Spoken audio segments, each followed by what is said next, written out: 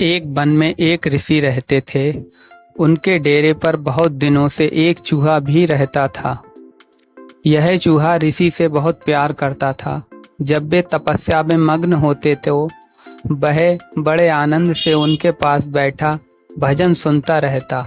यहाँ तक कि वह स्वयं भी ईश्वर की उपासना करने लगा था।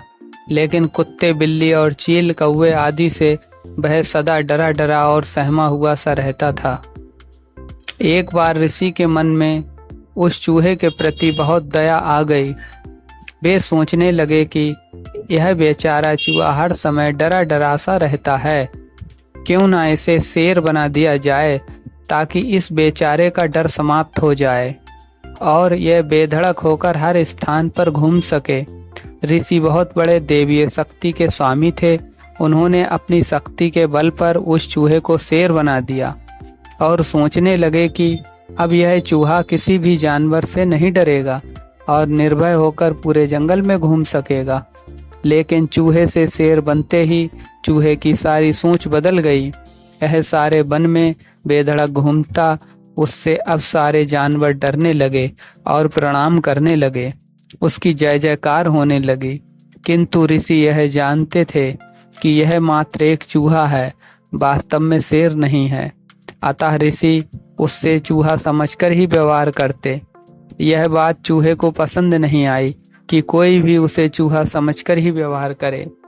वह सोचने लगा कि ऐसे में तो दूसरे जानवरों पर भी बुरा असर पड़ेगा। लोग उसका जितना मान करते हैं उससे अधिक घृणा और अनादर करना आरंभ कर देंगे। अतः चूहे ने सोचा कि क्यों ना मैं इस ऋषि को ही मार डालूं, फिर ना रहेगा बांस और ना बजेगी बांसुरी। यही सोचकर वह ऋषि को मारने के लिए चल पड़ा।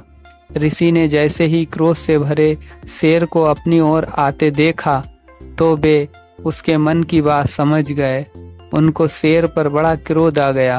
अतः उसका घमंड तोड़ने के लिए ऋषि ने अपनी दैवीय शक्ति से उसे एक बार फिर चूहा बना दिया।